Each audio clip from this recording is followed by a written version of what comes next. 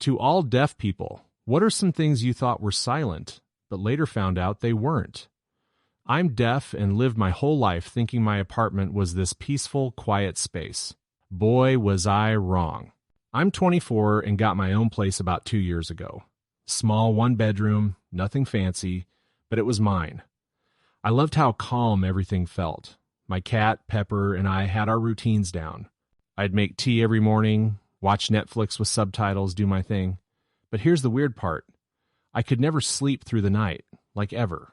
I'd fall asleep fine around 11 o'clock, then wake up at 2 a.m., sweating and anxious, then again at 4 o'clock, sometimes 5:30, every single night for months. I'd check my phone, look around the room. Everything seemed normal, but my heart would be racing like I just run a marathon. My doctor said it was probably anxiety, prescribed me some sleep aids that didn't do anything. My therapist thought maybe I had some deep childhood trauma messing with my sleep. We spent weeks talking about my past, but nothing clicked. It didn't feel like nightmares or panic attacks. It felt like something was physically wrong with my space. My cousin Zoe came to visit last month. She's hearing and was going to crash on my couch for the weekend. She works at this marketing firm downtown and needed a place to stay while her apartment got fumigated. We'd been texting about it for weeks. So she shows up Friday night around 8 o'clock with her overnight bag and some Chinese takeout. We're eating and catching up, talking about her job drama and my new position at the graphic design company. Everything's normal. Then around 10 o'clock, she starts looking around my apartment weird. "Mia, how do you sleep here?" she asks, making this disgusted face. I'm confused. I sign back asking what she means. My apartment's clean. I vacuum twice a week, change my sheets every Sunday. She walks into my kitchen and points at my fridge. That thing is dying a slow, painful death. I stare at her like she's crazy. My fridge works fine, keeps my food cold. Ice maker works. No weird smells. It's making this horrible grinding noise, she explains, like a garbage disposal trying to eat a fork. How have you not noticed this? I tell her I can't hear anything, obviously. She nods, but keeps looking confused. But it's not just noise, she says. I can feel it vibrating through the floor. It gets really loud every few hours, then stops. The whole kitchen shakes. That night, Zoe couldn't sleep either. She kept getting up and walking around.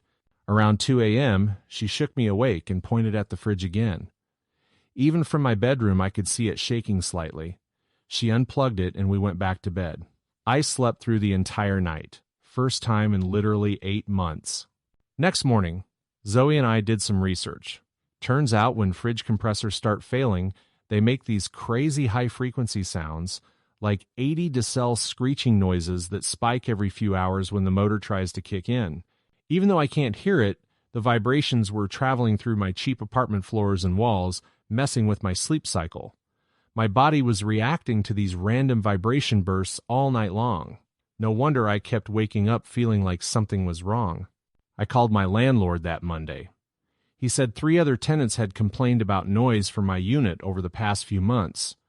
They thought I was running a washing machine at weird hours. Turns out it was my dying fridge the whole time. Got a new fridge delivered Thursday. That night, I slept from 10 p.m. to 7 a.m. straight. Didn't wake up once. Pepper seemed more relaxed, too. She'd been acting jumpy lately, and I thought she was just getting old. Now, I sleep like a normal person again. My anxiety is gone. I actually wake up feeling rested instead of exhausted. For years, I believed I lived in silence, peace, stillness. My own little bubble of quiet.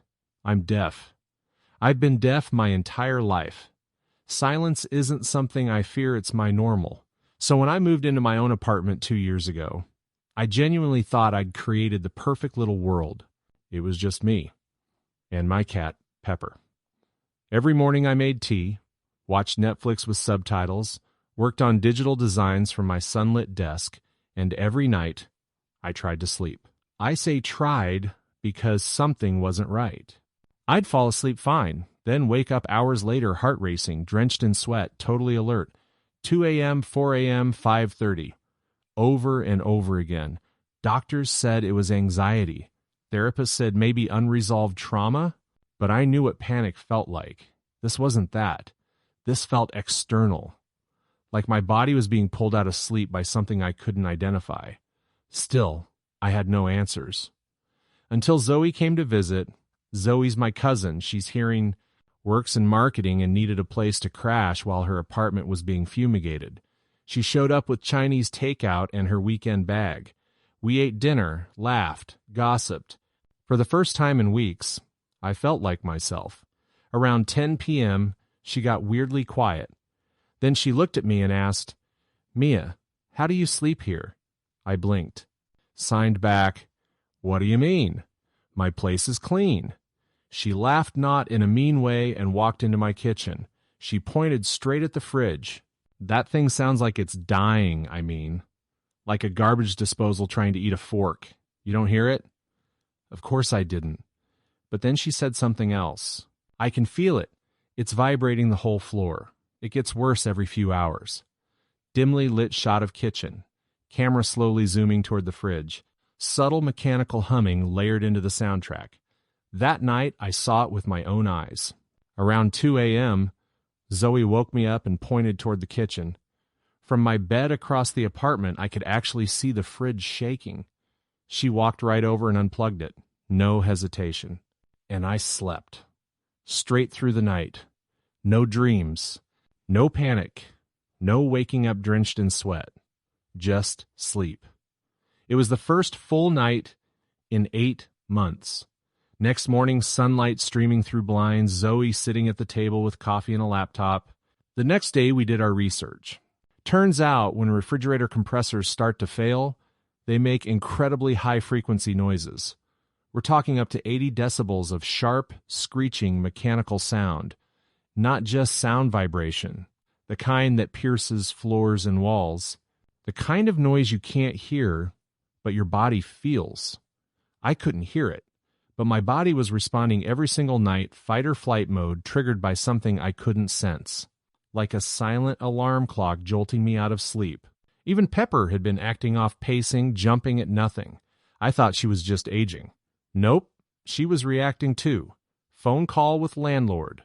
Footage of delivery people wheeling in a new fridge. Monday, I called my landlord. Turns out 3 other tenants had complained about my unit. They thought I was doing laundry at 3 a.m. Nope, again. Just a dying fridge with a secret screech. He replaced it that Thursday. That night, I went to bed at 10, woke up at 7, and for the first time in almost a year, I woke up rested. Pepper was purring on my pillow.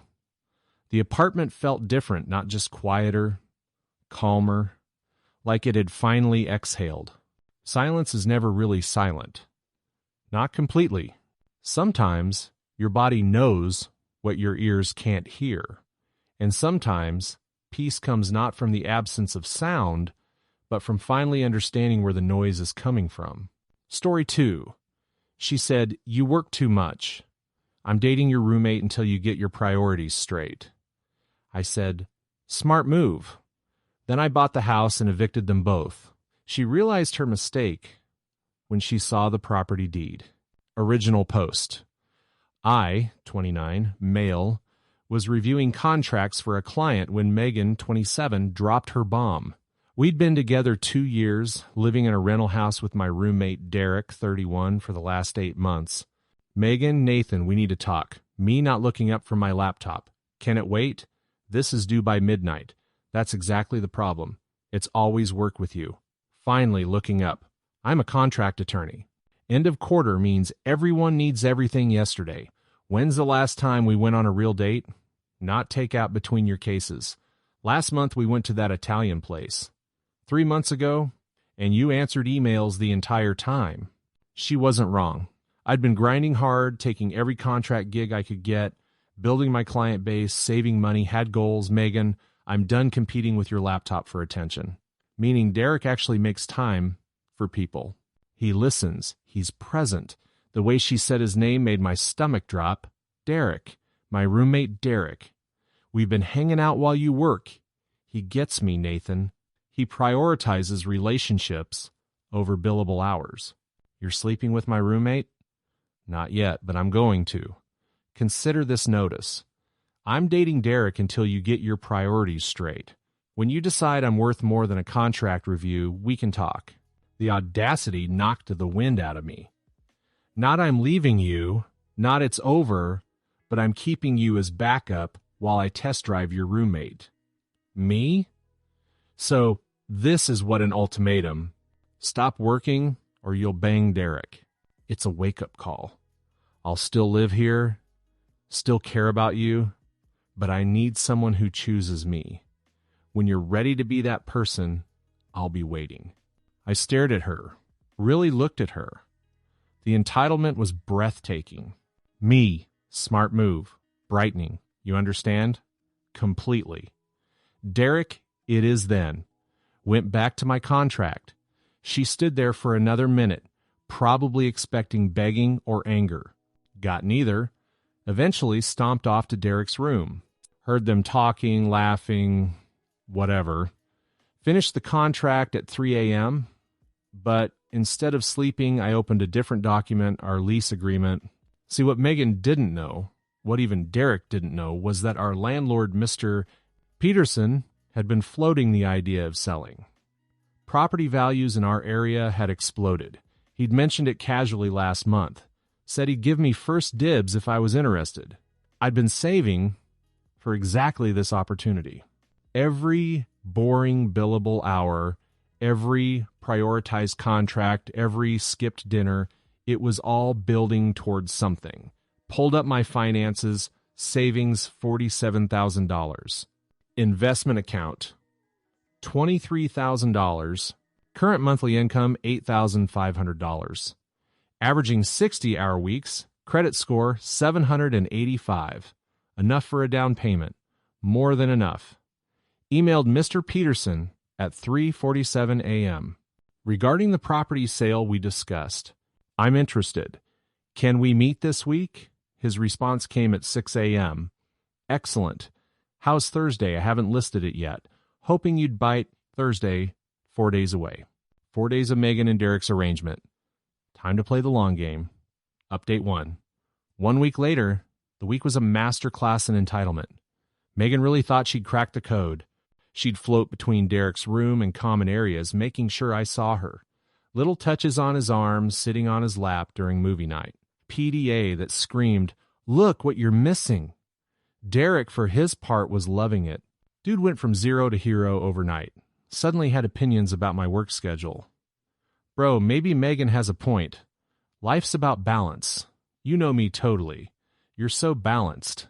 Part-time barista, part-time DJ, full-time philosopher. It's about being present, man. Living in the moment. My mortgage pre-approval just came through. That present enough mortgage. You're buying a place. Eventually, when the right opportunity comes up, let him think it was future tense. Meanwhile, I'd met with Mr. Peterson. He wanted $340,000. Market rate was closer to $380,000, but he liked me and wanted a quick, clean sale. No agents, no showings, no hassle. I offered $335,000. We shook on $337, $500. The inspection was scheduled for Monday, closing in 30 days. But the real entertainment was watching Megan's escalating attempts to make me jealous. She started cooking elaborate dinners for Derek in our kitchen while I worked. Megan, Derek loves my mushroom risotto. It's so nice cooking for someone who appreciates it. Me smells good. Save me leftovers. Not the reaction she wanted. She started leaving her stuff in Derek's room pointedly. Her toothbrush migrated, then her robe, then half her closet. Megan just making things easier since I'm spending nights there. Me, smart, efficient. She looked frustrated. Doesn't this bother you? You made your choice. I'm respecting it. By working more, you haven't changed at all. Actually, I'm making some big changes. You'll see. She stormed off. 20 minutes later, heard very theatrical moaning from Derek's room. Like porn level obvious. Put on my noise-canceling headphones and kept working. The kicker came Friday night. I was in the kitchen when Megan cornered me. "Megan, we need to talk about rent." "What about it?" "Well, I'm basically living with Derek now. We should split it differently." "How so?" "You have the master bedroom. You should pay more, maybe 50% instead of 33%. The mental gymnastics were Olympic level." "So, you want me to subsidize your relationship with Derek?" "It's about fair use of space. You have the biggest room and the office setup, which I had when we split everything equally." "Things change, Nathan." "Adapt." I smiled. "You're absolutely right. Things do change." Signed the purchase agreement that night. Sent the earnest money. The house would be mine in 23 days. Derek wandered out around midnight grabbing a beer. "Hey, man, about the rent thing." Megan made some good points. I'm sure she did. "So, you'll think about it." "Already am thinking." He clinked his beer against my coffee mug. "Cool, bro. Knew you'd be reasonable." If only he knew. Update 2.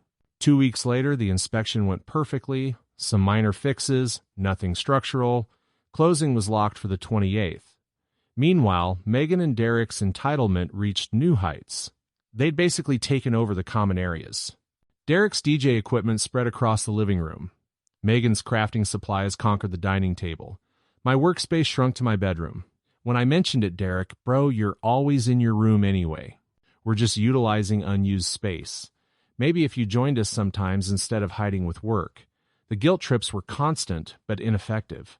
Hard to guilt someone who's documenting everything for future reference. Then they got bolder.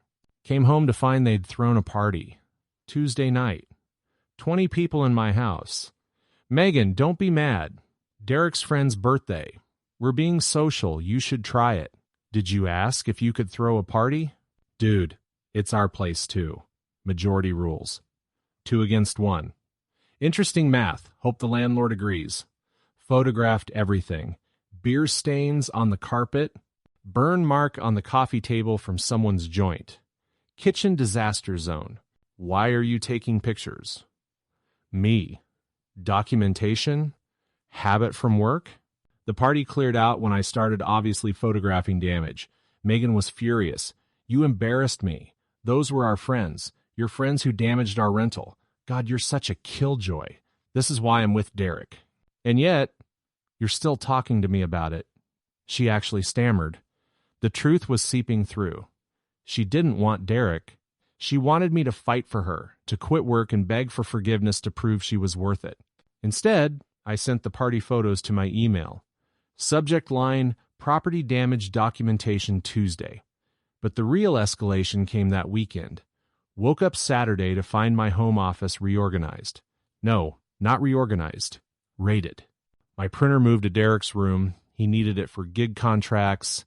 My ergonomic chair in the living room. Megan's back hurts crafting in the dining chair. My filing cabinet emptied. Files stacked on my bed. We needed storage for Derek's vinyl collection. They were literally dismantling my workspace piece by piece. Found them in the kitchen, making breakfast like nothing happened. Me explain the office raid. Sharing is caring, Nathan. You can't hoard resources. Yeah, man. Community property and all. Nothing here is community property. That's my printer, my chair, my filing cabinet. You mean our printer, our chair? We're all paying rent. Those are items I purchased with my money from my work. The work that's ruining your relationship seems counterproductive, bro. The smugness, the absolute certainty, they were teaching me a lesson. Me, I need those items returned today. Or what? You'll work even more? Hide in your room harder? Or I'll pursue legal remedies for theft. Derek laughed. Bro, we live here. It's not theft. Actually, it is. But you know what? Keep them. Consider them parting gifts. They exchanged confused looks. Parting? Are you moving out? Something like that. Let them stew on that. Closing was in 12 days. Started packing my important stuff quietly. Everything else could wait. Update 3. Closing day. The 28th arrived like Christmas morning. Sat at the title company signing papers. Mr. Peterson was all smiles. Peterson, you know, I'm glad it's you buying the place. You've been a perfect tenant. About the current occupants, right? Megan and Derek, what's the plan there? They'll need to relocate immediately. Month-to-month lease, so 30 days notice. Me? Actually, I'd prefer faster. There's been property damage. Showed him the party photos. His face darkened. They did this to my house. Our house now. But yes, unacceptable. Want me to handle the notice? I've got it covered. Just need you to not mention the sale if they contact you. My lips are sealed. Congratulations, homeowner. Keys in hand. Deed in my name. Time for the reveal. Drove home, my home, and found them in their usual positions. Derek on the couch with my ergonomic chair. Megan crafting at the dining table, me house meeting. Now, dude, chill, we're busy. This won't take long. Pulled out 2 envelopes, handed one to each of them. What's this? Eviction notices. You have 72 hours to vacate. The silence was deafening. Eviction? Bro, you can't evict us. We have a lease. Me had with Mr. Peterson. I bought the house. New owner. New rules. Megan's face went through 6 emotions in 3 seconds. You bought what? The house closed today. You're currently trespassing in my property. Pulled out the deed, held it up like a trophy.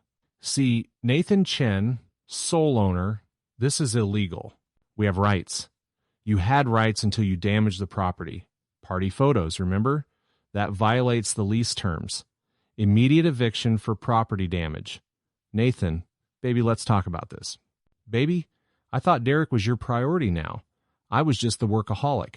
Remember? I was trying to make a point to help us. You succeeded. Point received. Now pack. Derek stood up. This is insane. You bought a house just to take us out. No, I bought a house because it was a smart investment. Kicking you out is just a perk. Megan was crying now. Real tears, not manipulating tears. Where are we supposed to go? Not my problem. Maybe Derek's mom has room. He's so good at being present. I'm sure she'll appreciate that. You're seriously doing this over her dating me. I'm doing this because I can. You wanted my chair, my printer, my girlfriend. Cool, but you can't have my house.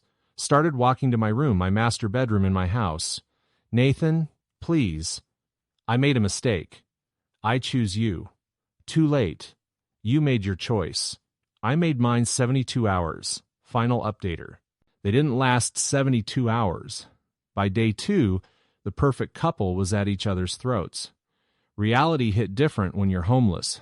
Derek couldn't crash with friends. Turns out, throwing weeknight parties burns bridges. His mom lived in a studio apartment 2 hours away, no room for DJ equipment. Megan's family, they loved me. Her dad called me when he heard her dad. Nathan, what's this about you evicting Megan? Me. She moved in with my roommate to teach me a lesson about priorities. I learned it. Her dad. She, what? That's why you broke up? Me? She didn't think we were broken up. Just taking a break. While she dated Derek. That girl, I'm sorry, son. We raised her better. They wouldn't take her in. Said she needed to learn consequences.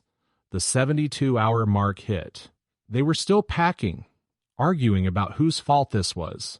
Megan, if you hadn't pushed the rent thing, Derek, if you hadn't suggested the office stuff, called the sheriff, they arrived to enforce the eviction.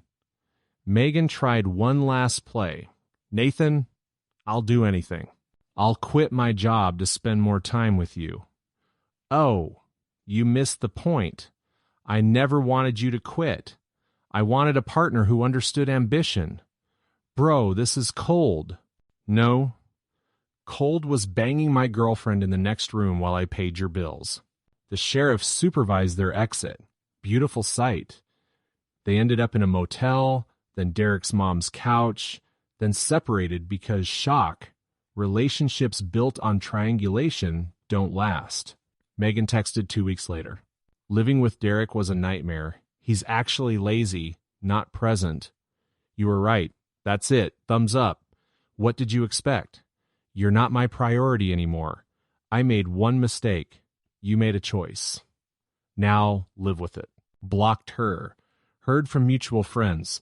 She's couch surfing. Derek's back to full-time barista. Part-time homeless. Meanwhile, I'm thriving. Renovated the office. Dual monitors. Standing desk. The works.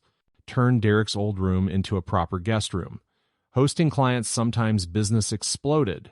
Turns out owning property adds credibility. Added 2 contract attorneys under me. Still grinding, but now it's building something mine. Started dating Patricia, a financial analyst. Met at a conference. Our first date, she brought her laptop too. We worked side by side at a coffee shop, occasionally chatting. Perfect. My ex said I love spreadsheets more than him. My ex dated my roommate because I work too much. Idiots. Spreadsheets don't cheat. Me and work pays for houses?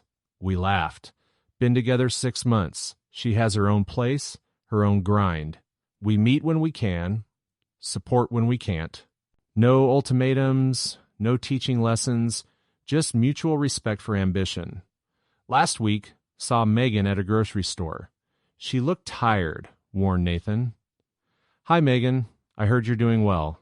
The business? Yeah. Turns out prioritizing work works. I really messed up, didn't I? You made a choice. I made a better one. The house. I didn't know you were planning that because you were too busy playing games to ask about my goals. Walked away.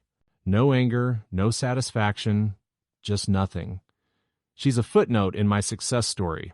The house is worth $395,000 now. My business cleared $200K last year, and I sleep like a baby in my master bedroom, not wondering if my girlfriend's with my roommate. She wanted me to choose between her and work. False choice. The right partner doesn't make you choose, they help you build. Derek's DJ Instagram went dark. Megan's crafting blog hasn't updated in months. Guess being present doesn't pay rent. Me? I'm exactly where my priorities led me. Turns out I had them straight all along.